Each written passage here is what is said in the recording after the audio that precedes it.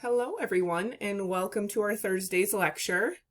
I'm going to have you pause the recording right now and try to answer these on a separate sheet of paper. What gait patterns will you teach your patient for each of these diagnoses? So go ahead and pause right here and see what you can come up with. And I will start discussing.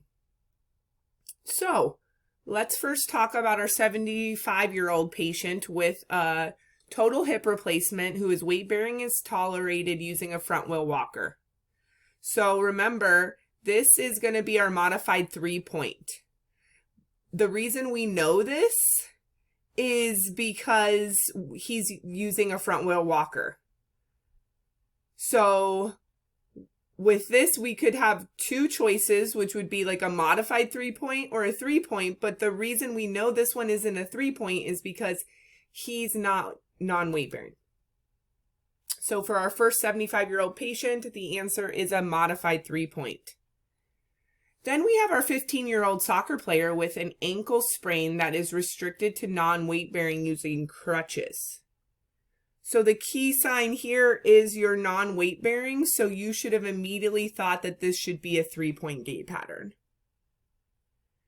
Then we have our 35-year-old patient with an ORIF hip that is restricted to partial weight bearing using a walker. So this once again would be a modified 3-point because they're using a walker in their partial weight bearing. Next up, we have our 45-year-old patient with a non-weight bearing on the right lower extremity and has a cast on the right hand wrist using a platform walker. So this is also once again going to be a 3-point gait pattern because of the non-weight bearing, and this was just trying to confuse you with the hand and wrist. We know that they would be using a platform with that as well. So this would be a 3-point gait pattern. We have our 65-year-old patient with a CVA with a flaccid right upper extremity using a hemi cane. This, we could have a modified 4-point for this patient or a modified 2-point depending on the patient's balance and ability. Remember that modified 4-point where everything's separated out is going to be more stable but also slower for our patient to do. And our modified 2-point is going to be faster and a little less stable for our patient. Next, we have our 70-year-old patient with a cabbage using a front wheel walker. This is going to be another modified 3-point gait pattern. Next up, we have our 30-year-old patient with a lumbar fusion with a TLSO using a front wheel walker. This is also going to be a modified 3-point pattern again. And then we have our 45-year-old patient with degenerative neurological condition using forearm crutches. So this one's going to be a 4-point or a 2-point gait pattern depending on their ability and balance again. Remember, if they have decent stability and strength, then we could go a 2-point. If they need a little bit more stability, then we would go a 4-point there. So now let's talk about improper wheelchair fit. Pause here and see if you can answer what might be the issues going on here with the wheelchair causing this to happen. So pause here and I'll discuss in a minute.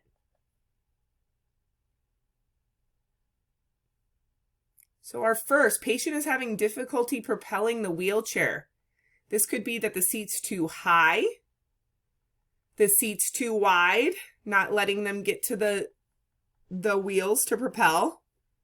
The armrest could be too high.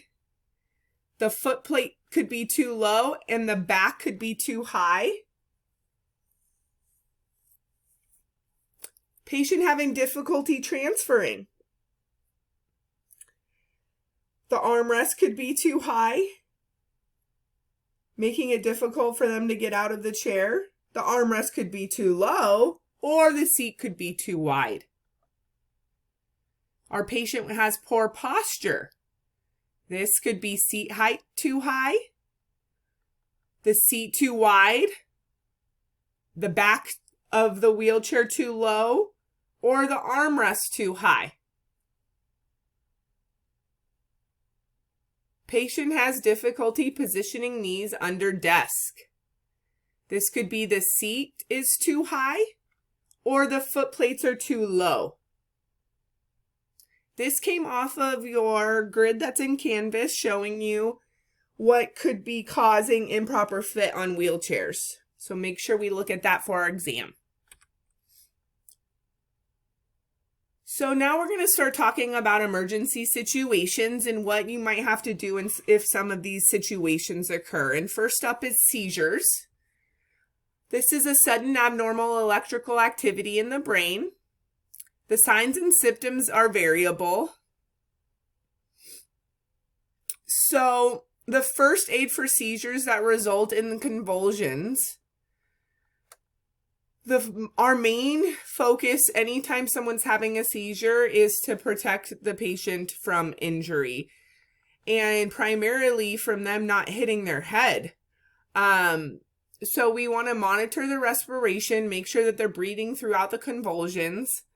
We want to always attempt to keep the airway open. So we never want to put anything in the patient's mouth. And when the convulsions have stopped, we want to place the patient on their side immediately in case they start vomiting. We want to cover for modesty or loss of bowel or bladder, could be likely to happen. And then we need to seek medical attention immediately, especially if the convulsions last for more than 5 minutes. Next up, hyperglycemia. So hyperglycemia is high blood sugar. This normally happens in diabetic patients.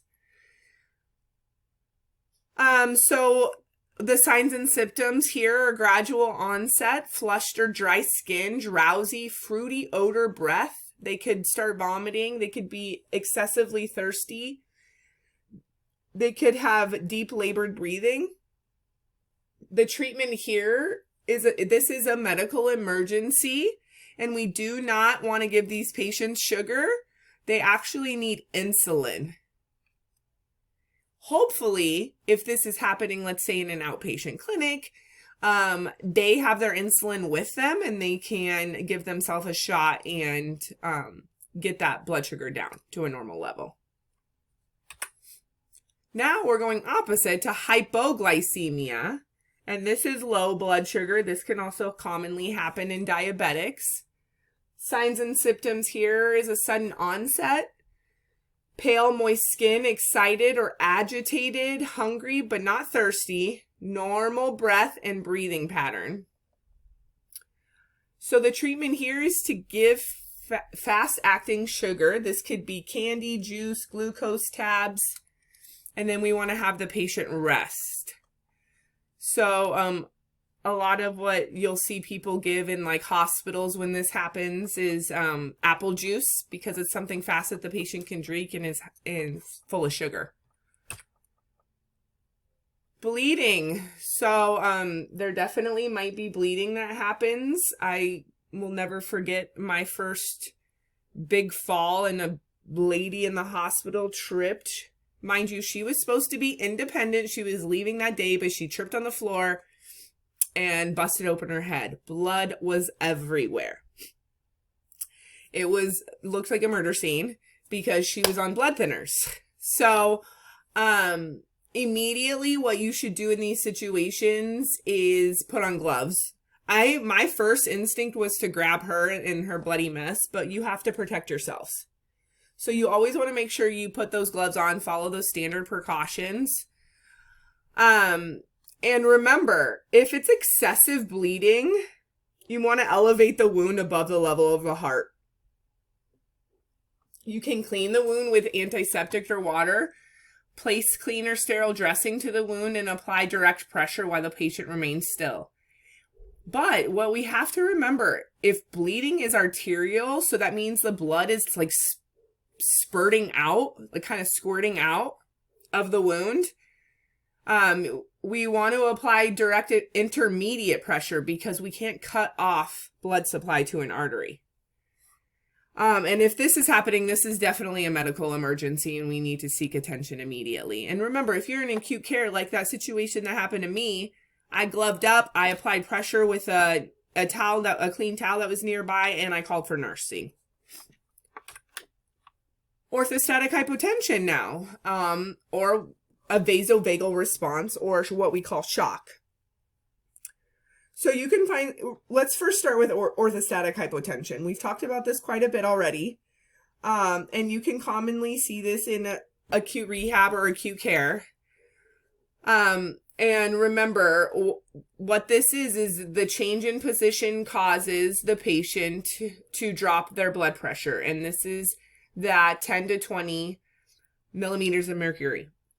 So you get your patient up, let's say, from supine to sit, and they start showing some of these signs and symptoms. Pale, moist skin, shallow, irregular breathing, dilated pupils, sweating, blurred vision, feeling nauseous, feeling like they're going to pass out. Most likely it's orthostatic hypotension.